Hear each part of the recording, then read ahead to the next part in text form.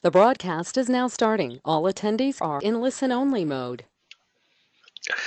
Hi everybody, welcome to weekly user group webinar. Myself and John are here. Today is the 19th of March 2018, which seems a bit crazy that we're already up to this. Time flies. As always with the webinars, any questions or queries or suggestions or problems, raise your hand. We'll open the mics up. We'll cover whatever we need to cover. So while we're still waiting for others to join and everyone get themselves together, I'll give a quick update on some of the things that we've been working on just of late. Obviously, on Friday we did the Friday Clarion Live webinar, where we showed the integration with QuickBooks and Xero, and that is part of the Chilcat. We were using the Chilcat control, and it's part of our Chilcat wrapper template, basically as the communications vehicle for performing those tasks. So those updates are basically in version 1.06. It's not been released, but I'll probably get that out late tomorrow, UK time, late tomorrow. There is another update on that particular product.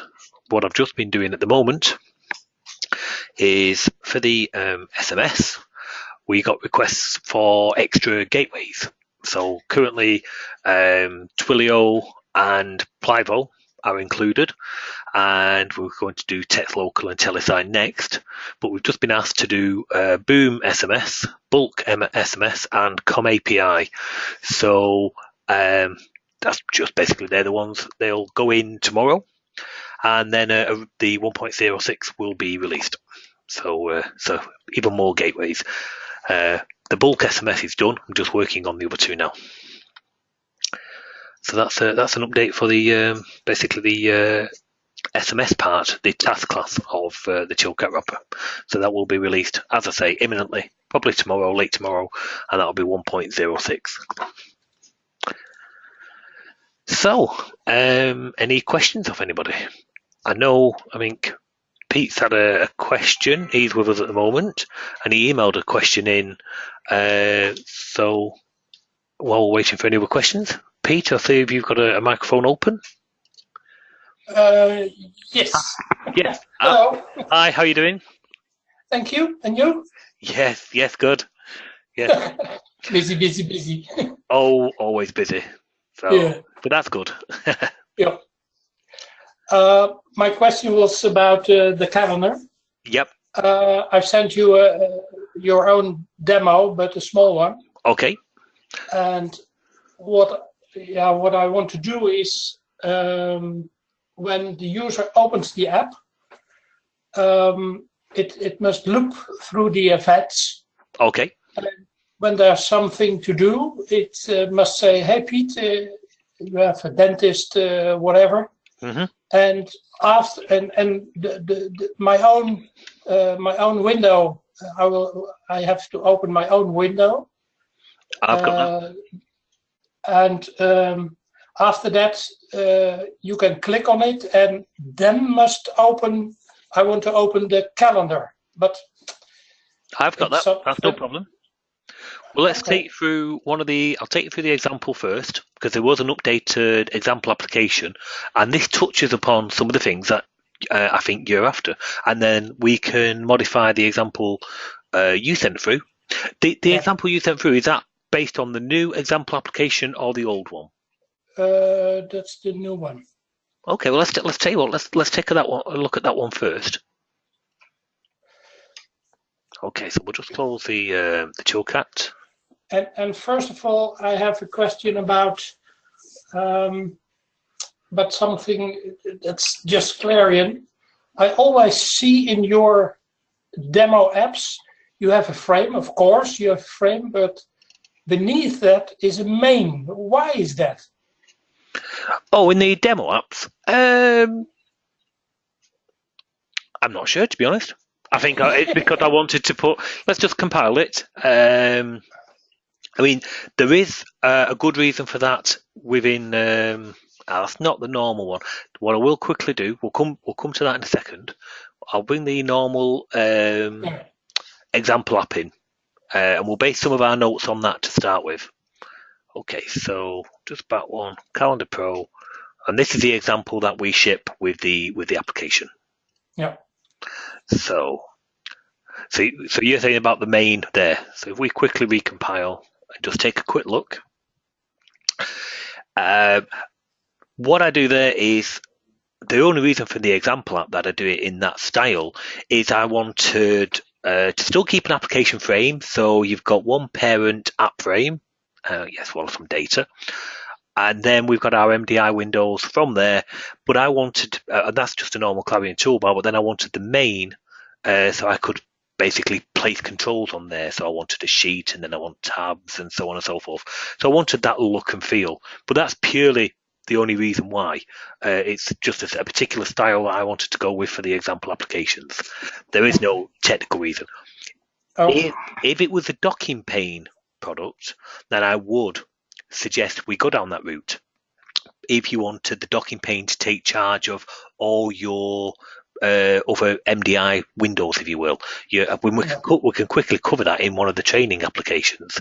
If you've got a question, if you wanted to cover that particular scenario, but that's the only reason for the docking pane. For the others, it's purely a style selection, a style approach. Okay, that's out of the way then. Yeah, okay.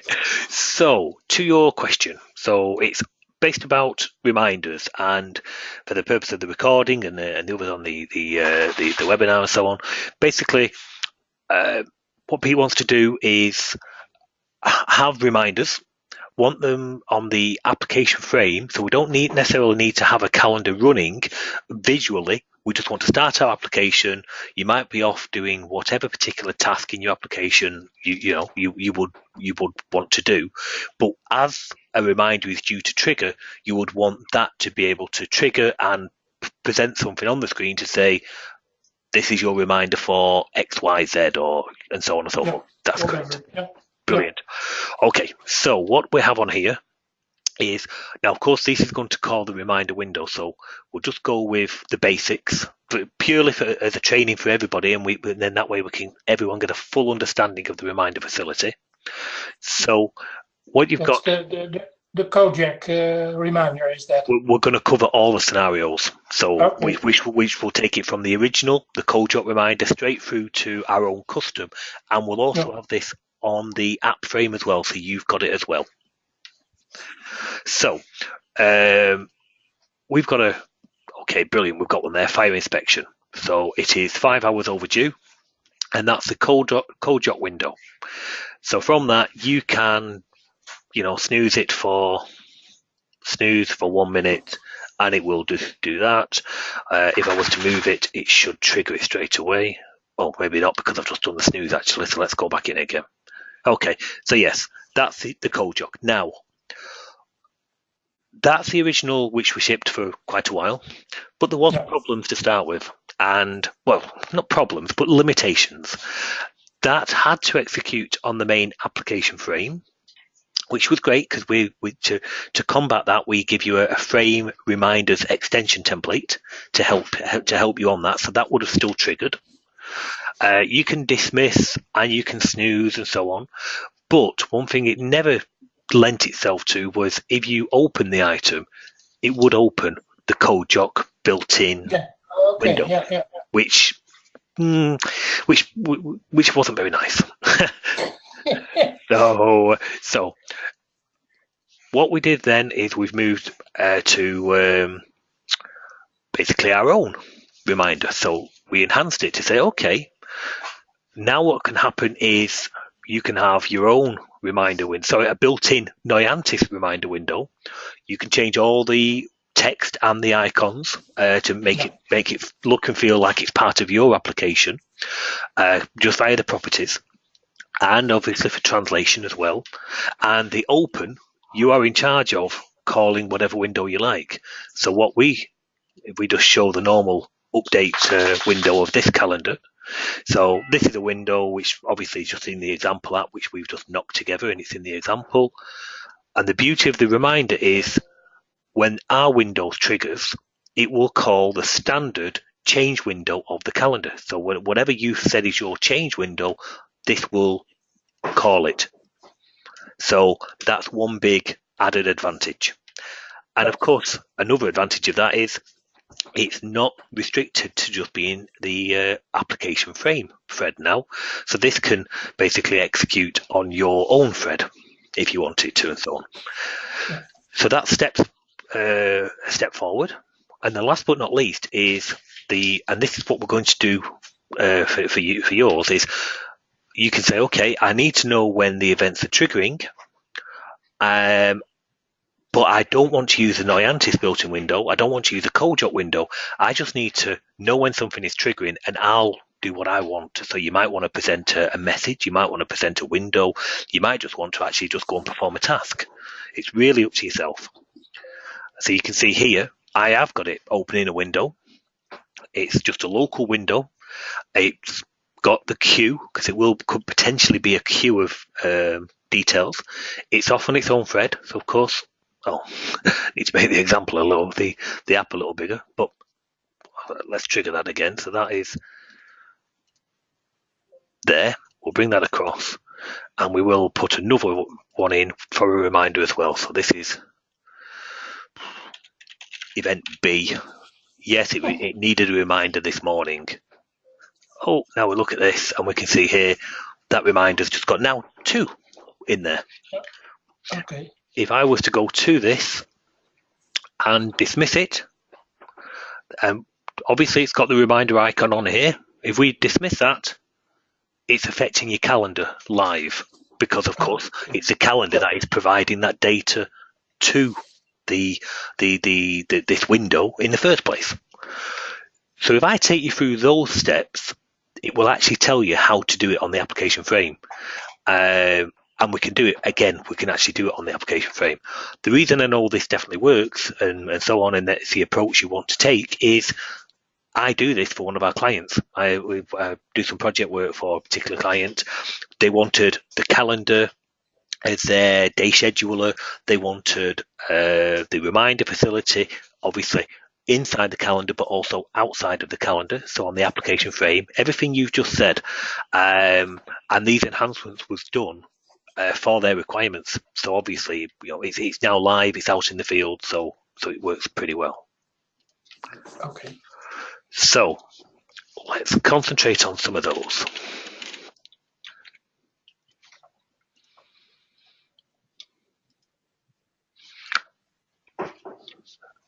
The reminders, Noyantis.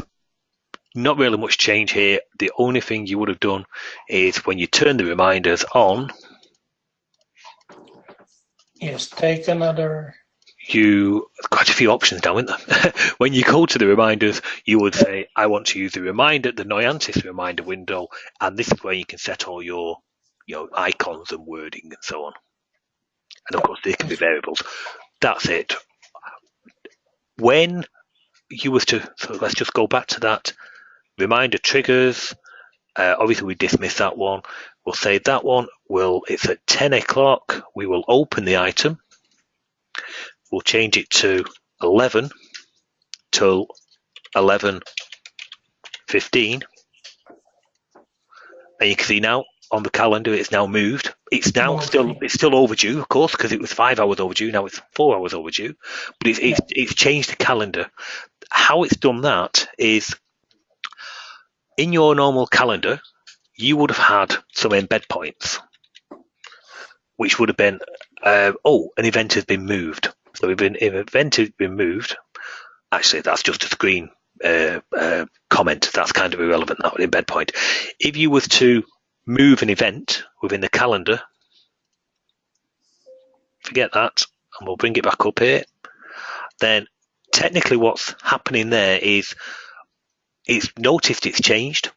It needs to synchronize the calendar data back to your file.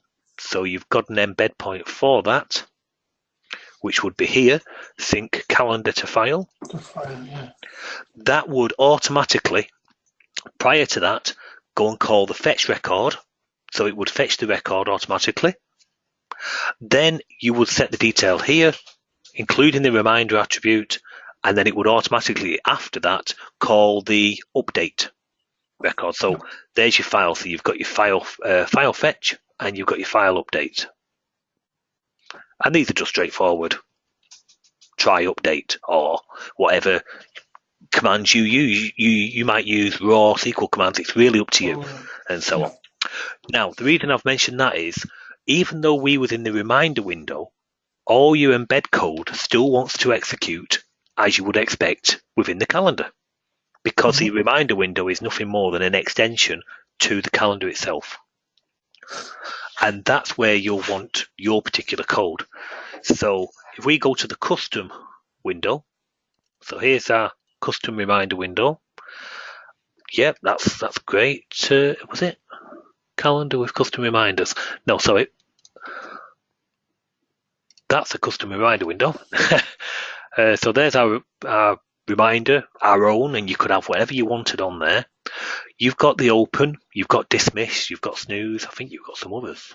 Yep. Now, if we look at the code, what's going to execute under here, and you can see basically all it's going to do is do the equivalent of an event accepted in the calendar, which is it's like you double clicking on a calendar event. So all the code you would have in your normal calendar, you carry on using, even though you've got a custom reminder window. All you're doing is just triggering the events manually, rather than the user doing it via a click or a move or so on and so forth. So that's one thing to understand.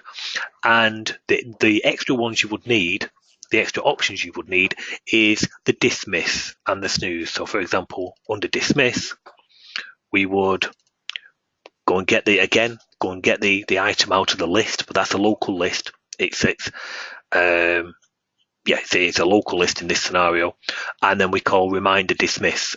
And you don't give it the event ID, you give it a pointer, because you could have any number of items in that reminder. You could have your reminder window open throughout the day, and of course different reminders would trigger throughout the day. So you just give it the item number within the list, and this is as per the code documentation. That's how they want you to approach it. So we've taken the same approach in our method, so that when you look at their help, you're really looking at the help for ours as well.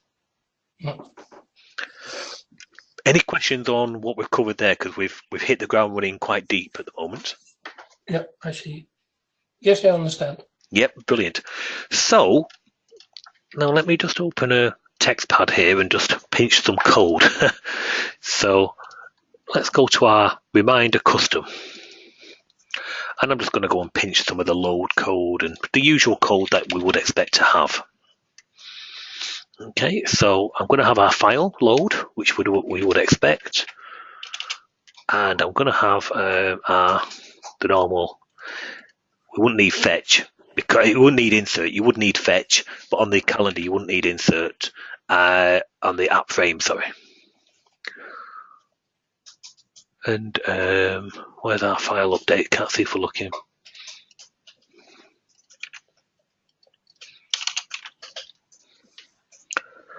And under the reminders fired, and we'll basically, as I put this code in, I'll explain exactly what it is I'm doing and why. Is that okay? Yep.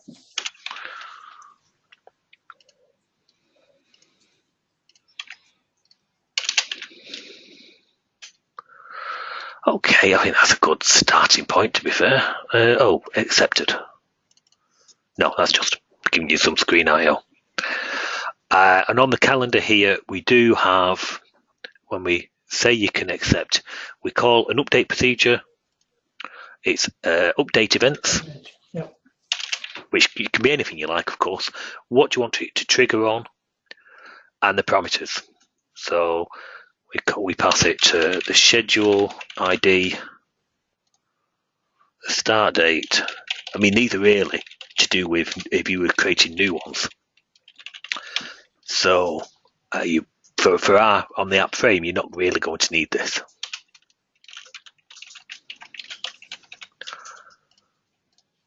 Okay, so back to your question, how can we get it on the app frame? You would need to add an extension. So we've got our reminder frame reminders. So what that's going to do is it's going to get the calendar onto the app frame. Now, of course, it needs some kind of placeholder, if you will, to be able to add it. So we've got a toolbar and we're going to add it to that toolbar. Okay, and if you didn't already have a toolbar in your application, it's a simple case of just adding one, and then the template will hide it for you. So visually you won't see it. We do have one on show, so we're just going to use that. So that's our first step. Oh, I'll just change the class name so it's when we're pasting our code in, it matches it. And we're going to have reminders, and we're going to call our own custom window, custom handling. So now it's telling us, okay, if you're going to do it yourself, really, you should be making use of these. The event reminder dismissed, the event reminder snoozed, the reminder dismissed, the reminder snooze, reminders fired, and the reminders dismissed. They're all pretty self-explanatory as to what they do. The dismissed is dismissed, and so on and so forth. Happy so far? Yeah. Okay, very good. It looks so easy. Okay, so now we're going to go, let's put some data into our calendar. So we're going to say we want it, because it's file IO, we're going to go to our load records, and we're going to pinch the bit of code out of the other one. So I'll paste the code and let's open it. So you can see what I'm going to do is, because it's going to load records, and it loads the records that it needs to, so like the bare essentials, if you will. So we're going to say, okay, delete everything you've got, loop through your file, prime up this group, and go and insert it from the group. And when you've got all the records that you need, including your reminder flags. Yep. So when you've got everything you've looped through, we're going to populate and redraw the calendar. Yes. So let's make sure we open the event table, obviously. So we can visually see it happening. Let's just turn on the CodeJock reminder window, just temporarily, so that at least we can see something happening. And then we'll put our own in, just to make sure we've got the data being loaded. There we go. So I've opened our application, and straight away we have got reminders, and there is the CodeJock window. We don't want that. We want to do it ourselves, but at least we know it's working. So now we go back to that, and we'll put it back to our own. Oh, sorry, I'll go straight past now.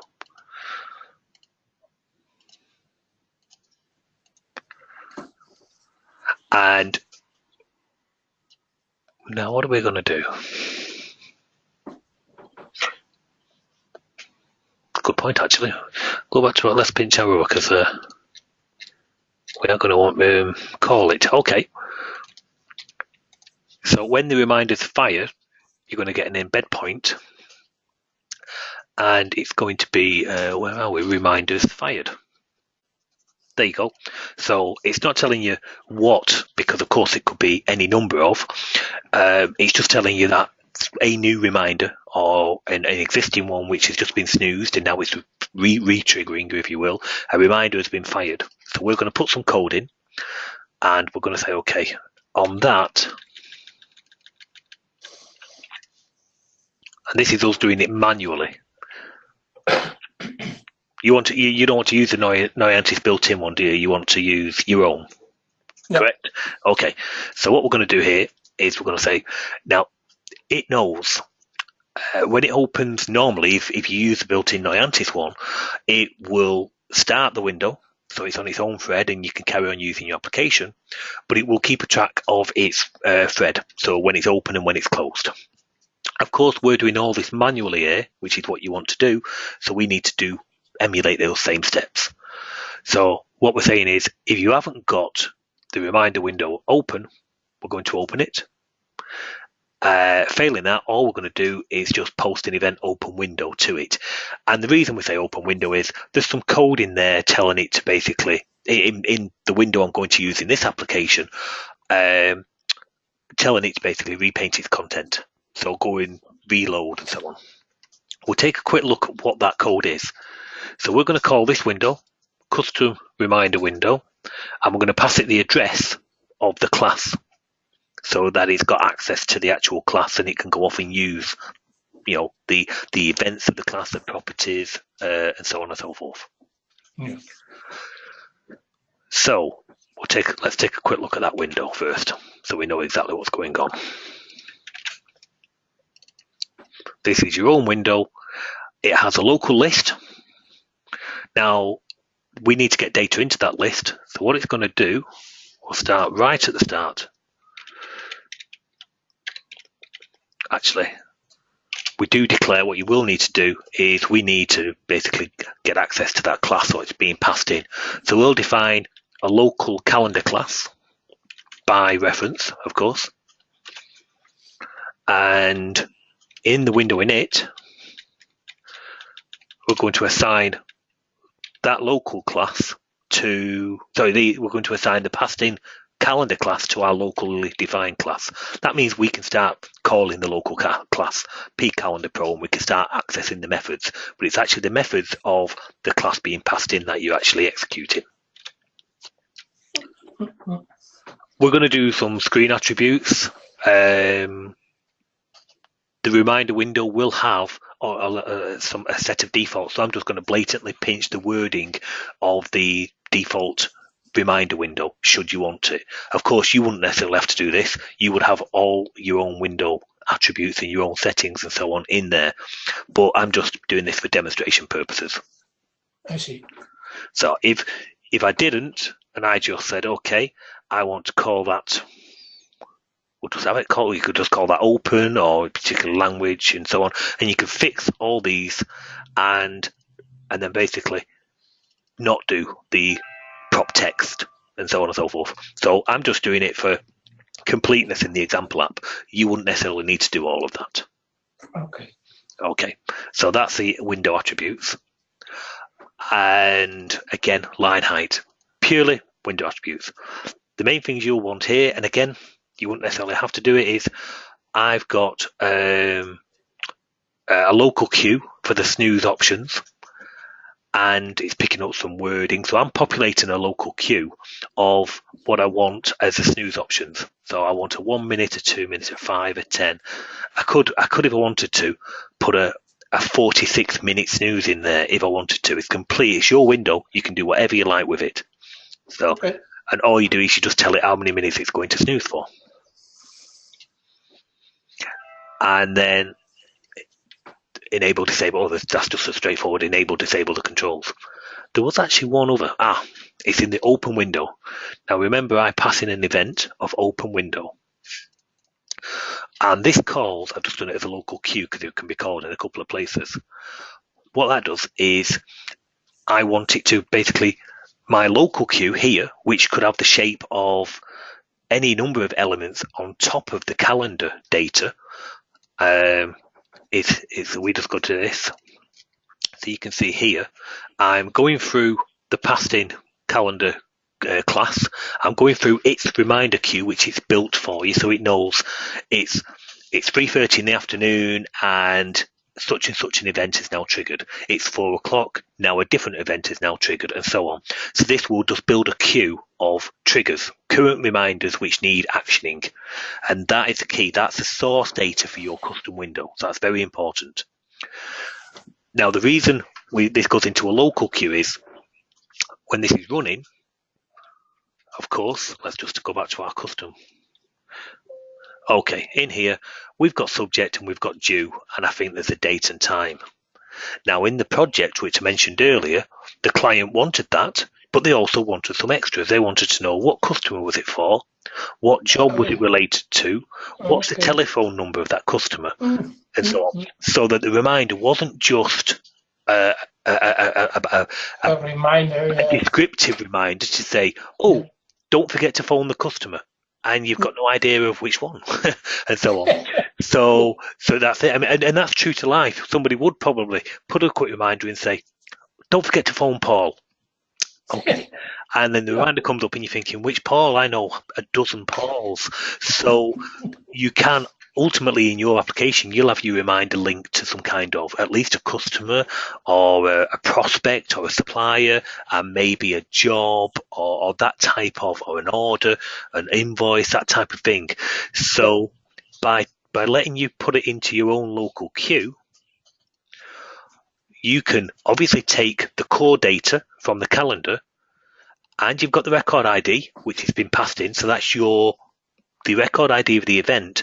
Then you can, of course, go and look that up, which is what I did in that particular project. Look it up and go and get all the extra information I need. So I got the customer and I got the job and I got all the extra things, and I could show it in their reminder window, which was tailored for their system. So we've got that. So that's why we're working off a local queue rather than, of course, you could work straight off the reminder queue. But if you're going to do that, you don't have to build your own window. You could just use the Noyantis one and change all the words accordingly. So far so good. So that's why we put it into open window so that when the window opens, it triggers and you get that information. But when the event reminders fired in the calendar triggers, it posts that event to this window, which basically just tells it to go and refresh its own data. Okay. Yes. Let's have a look at what we've got so far. So other things you would do in here is under the dismiss, you would call the class which you've got. You've got a handle, if you will, not probably a bad example, bad word, but you've got a local class which is really the passed-in class.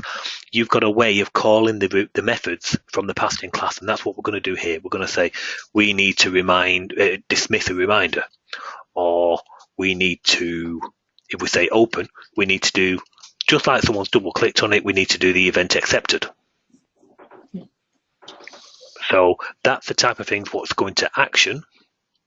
And on our calendar app frame extension, we will need to do some extra things. So just as you would in a normal calendar, we will want an embed point for the fetch record. So let's go and put that in.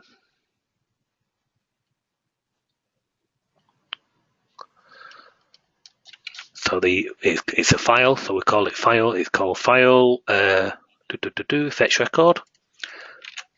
So there's our code. All we're doing is really just doing a try fetch on that.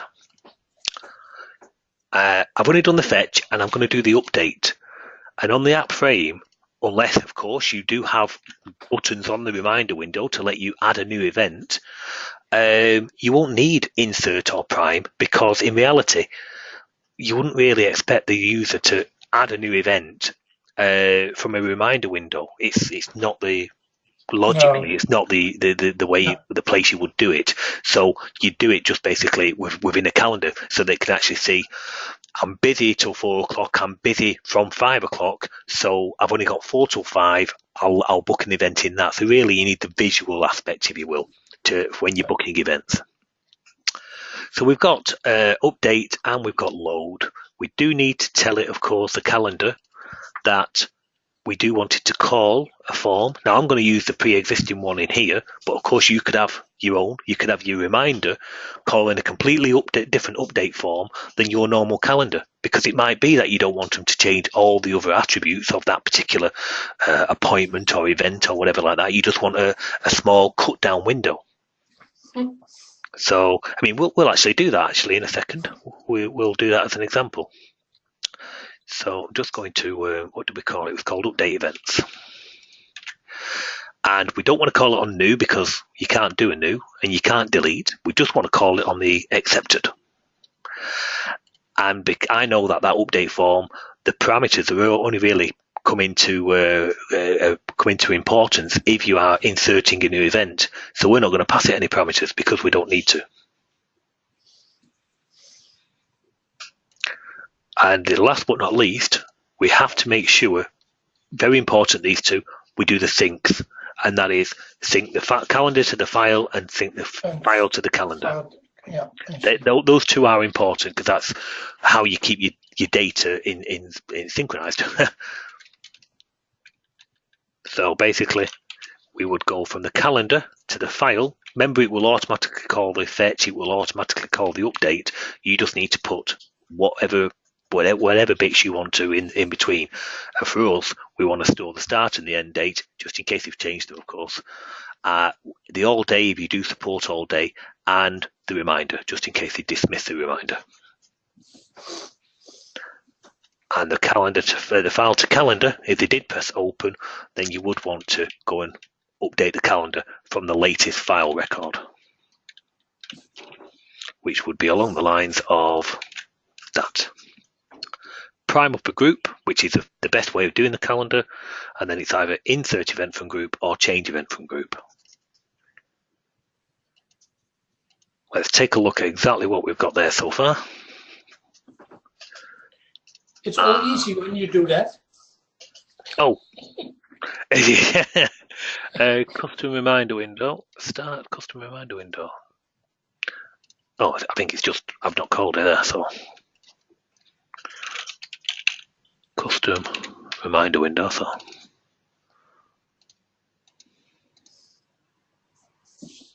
thank you. So now we take a look. Now instead of the CodeJot window, we've got our own. Yes. We'll go. We'll update it. Got our form. I'm going to change it to 11 to 11:30. And it's fire inspection. I'm even going to call it fire inspection .2 just to show. Okay, it still triggers because, of course, I haven't really.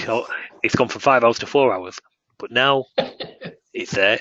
If we were to go to any of our data here, we'll go to the CodeJot one, and we can see there it is. It's changed. It's 4 hours, and it's called .2. So that basically what we've just done there is we've changed it. We've changed the live record, and that's through a combination of the synchronize, the open, and the fetching of the record, the update of the record, the two synchronizers, and the what's the last one? The reminders triggered. And then last but not least, we're actually going to have update events, and we'll call it reminder only. So, oh no, I didn't want to rename. I wanted to copy it. So just to show, so we'll have another window, and if it's a reminder, I still want to show that, but I'm not going to let them change any of this. I don't want them changing the recurring, any particular details. Just viewing. Just basically, I want to restrict down what they can do. In fact, I'm even going to take all this. It's going to be.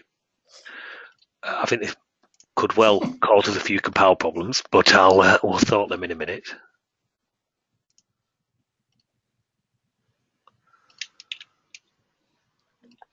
Okay, so we can blatantly see here that window is dramatically different.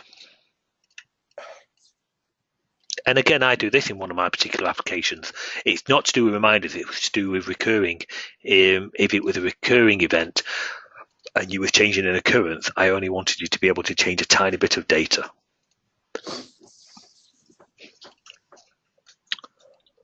We'll just do some tidy up because it's going to be loads what it's not going to like. But I'll pass you this example in a second if you like.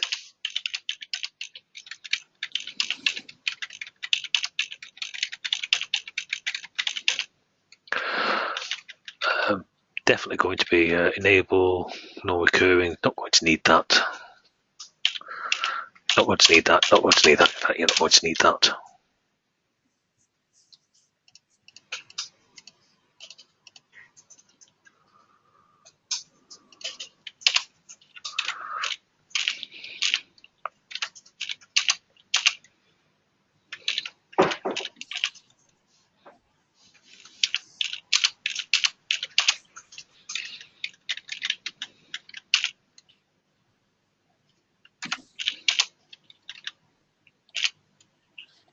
Wow, really not much to this.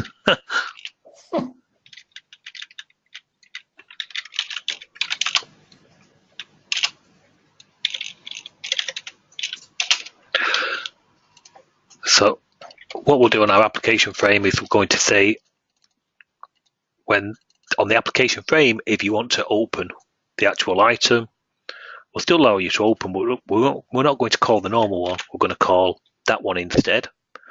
So we're going to limit what they can do on the application frame.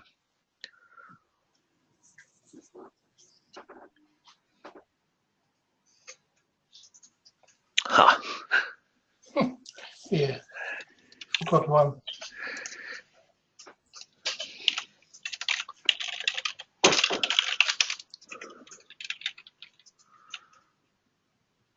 I must have got rid of duration there.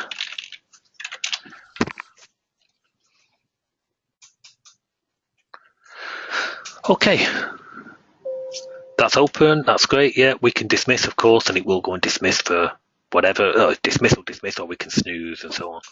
We'll open it, and now we've got a completely different window. We'll say okay. And we'll have that as free. Yep.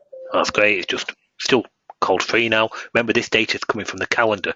So what's actually happened there is we've posted an event accepted to the calendar. The calendar's opened the update form. So it's done a fetch, then it's opened the update form. We do that, it comes back, it does an update.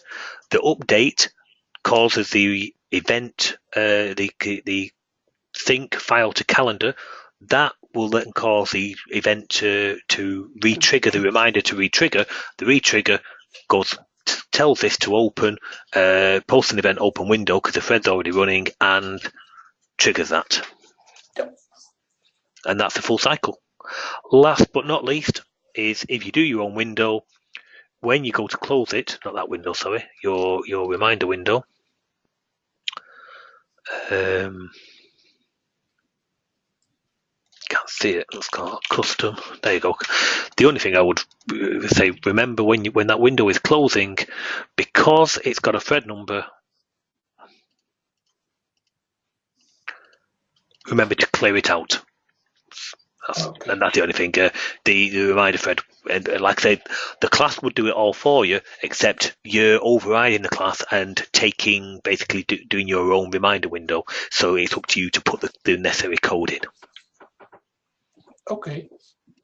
And that's it. Hopefully that I'll send you. I'll zip this up and I'll send it you back now via Skype or via email. Which one's best? Oh, whatever you like. Okay, then just what's easy enough for you. Okay. And that hopefully answers your question. I think so. I'm going to try to. Well, I must say, I must view this again. I was going to say, all the videos on the YouTube channel are up to date. As soon as this one finishes today, I'll run the conversion and I'll update this as well. So with the example and this webinar, hopefully it will give you a starting point to be able to add that to your own application. Certainly. Thank you very much. Oh, no problem. More than welcome. Okay. So, okay, brilliant. Any other questions? It's a quiet one today. No questions.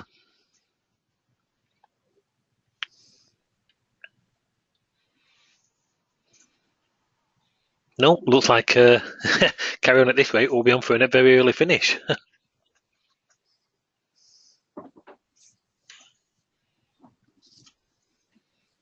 It is quiet. Yeah.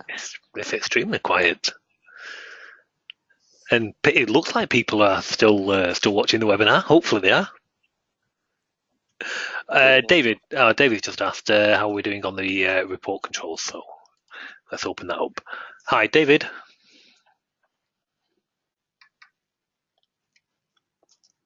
Might not have a microphone, but basically David's question was how are we doing on the report control update, or how's the updates going on that? And didn't get any more time on them last week. If you actually want the truth, it's because we was busy doing the QuickBooks stuff for John's webinar, birthday webinar. Is the blatant truth. But yes, basically there was out of the updates, there was really 3, which I think Kevin, one of the other users, had pushed on the report control. There was the triggering of the blocks, and that is done.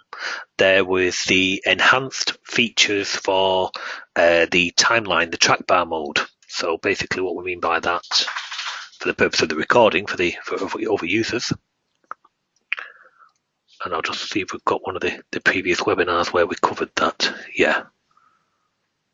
Could well be last week's one. Hang on.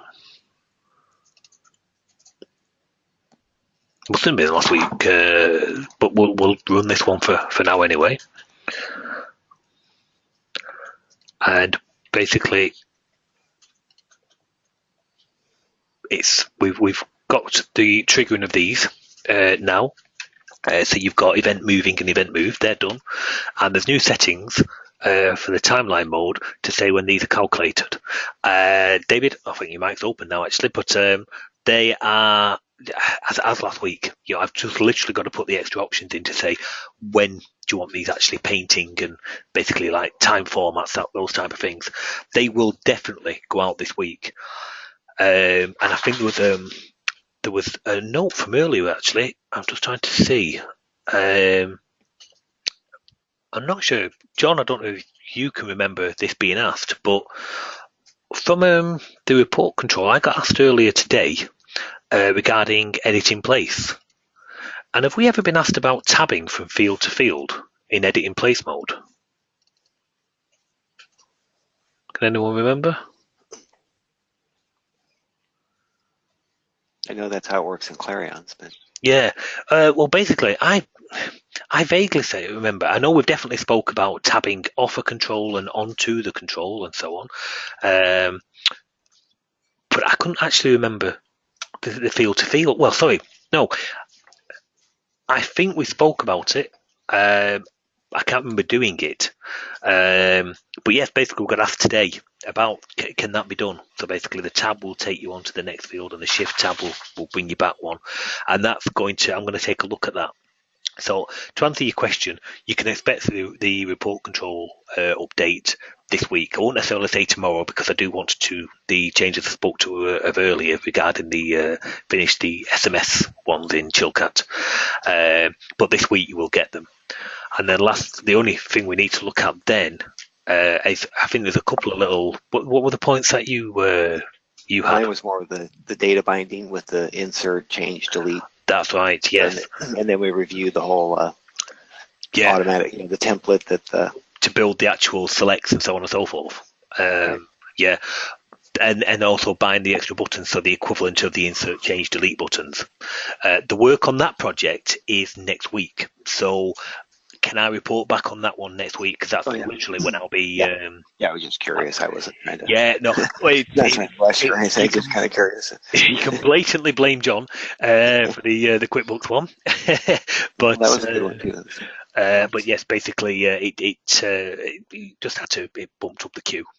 And at the moment, the new SMS gateways have jumped up the queue because of another project where they want the SMS, but they already have accounts for these particular providers. So we need to address them. But that's the beauty of it. We're just you keep your existing code if you're already using the SMS, send SMS or send SMS, whatever it is, list or queue, I forget what it is. And just change the provider to a different token, and hey presto, it will, do the code at the back end. So I think that approach is a winner. We're already going to be supporting 5, then up to 7 different gateways, and we'll just keep adding to them. People, highlight them. Yeah, they come up with better. Or other options. Some of those ones I'd never heard of, to be honest, but from taking a look at them, they seem pretty good, quite price wise, quite competitive. So good, nice, solid UI from gateway API from calling it and so on. So and very fast. So we shall see. So that bulk SMS, which I looked at again, never heard of. Took a look at the documentation, and they support a couple of different ways of getting the data in there. I'm going with the very newest one, the RESTful API, so that it future-proofs for all of us. That's the idea. So yes. So next week I'll be doing some of the other changes in the class. So I'll be a much stronger position to be able to report back on them at that point. Yeah, maybe we better start an SMS business. Yeah, in the wrong game. Yeah.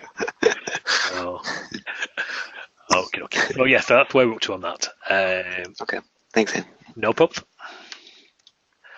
And then last but not least, Bill. And Bill, your mic's open. And you were just asking about the updates that we've been talking about. I take it that's the QuickBooks? Yeah, they're not updated yet, right? No. I was saying earlier on at the start of the webinar, it was a quick update right at the beginning. Okay. I missed the first 20 minutes. So. Yeah, no, it's no problem. It's no, where are we? On the Chillcat. Yes, basically, I know the example you want building in is bringing down general ledger codes and posting journals to general ledgers. So basically, yeah, take some money from cost of sales and apply it to debtors control, that type of thing, or sales of goods. Sorry, I should say, not debtors control. I suppose it'd be debtors control and sales of goods. It'd be the two you'll do, but that type of thing. The other QuickBooks stuff and Xero, really happy on. One extra little tidy up to do on Xero, to be honest. I'll expand it to do the QuickBooks, the general ledgers, bring them down and allow you to post a journal against them, and I'll get the update out. But I might, depending if people want it, I might just do an interim build of 1.06 tomorrow. And the extra changes I've just done is on the SMS gateway, we're going to support an extra 3 suppliers. So Boom SMS, Bulk SMS, and Com API, and we're going to support those as well. Again, it's project driven, so it's needed. So that's just been going in as well. But once they're done, and if it's just so you can at least get familiarising yourself with the QuickBooks, I'll update that to 106 today, and maybe do a 107 later on in the week, which will give you your general ledger codes as well. Well, that's perfect. It'd be tomorrow before I can mess with it anyway. So yeah, so at least you'll be able to start looking at the example, familiarising yourself with the connectivity, getting used to that, get that bit into your app, and then later on in the week get the new update where you'll be able to query your general ledgers and then know, okay, such and such a code, debtors control happens to be account 72, sales of goods is 79. You need to post minus 5,000 against one and positive 5,000 against the other, that type of thing. But there'll be an example. So visually it'll look a lot nicer, but behind the scenes you'll be able to see what it's doing to be able to get the IDs. Perfect. So yeah. Thank you. No problem. Okay. That's where we're up to. Any more questions? Pete's got his hand up. Pete? Yeah, sorry, if I understand it correct, there are 2 places where the calendar data is loaded. Am I correct? Oh, let me the just calendar open. itself and the frame. Oh, yes, because technically there are 2 calendars. Let's just go back to that example from today. There are 2 calendars. There, if we just run this, there is a calendar there running. It's visually, you don't get to see it. It's on the application frame, and it's actually hosted on the toolbar here, the actual blue toolbar. But visually, you're not seeing that. So basically, so that is one calendar in its own right. We'll call that calendar A. And then when you go into whichever of these, we'll go into that one. That is calendar B. The 2 are completely separate. Okay. So yeah, so that's why you would have 2. You would have one actually, the loading in your calendar procedure, of course, because you need it for that calendar procedure. But you would need, remember, you've now got a calendar on the application frame, so you're going to need that code in them embed points as well. Yeah. Yeah. Okay. And So otherwise, technically, there are 2 calendars in the application, but both coming from the same data source, both using the same windows and so on and so forth, but they are 2 separate calendars. Yeah. Otherwise, I have to write a source procedure. If I want one load, yeah. Yeah, okay. And you could do that, of course. You could call a source procedure, pass the calendar class across, and use that. And I do that in some of my procedures, in some of my applications as well. So I only ever have one source procedure, one procedure doing my loading. Yeah, okay. Yep. Clear. Okay. What I will do before I forget, because I've got a terrible memory, I'm going to get that zipping up to you as we speak. Okay. So, any other questions, anybody?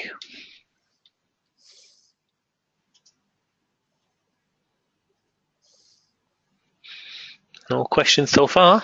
Looks like we could well be on for an early finish.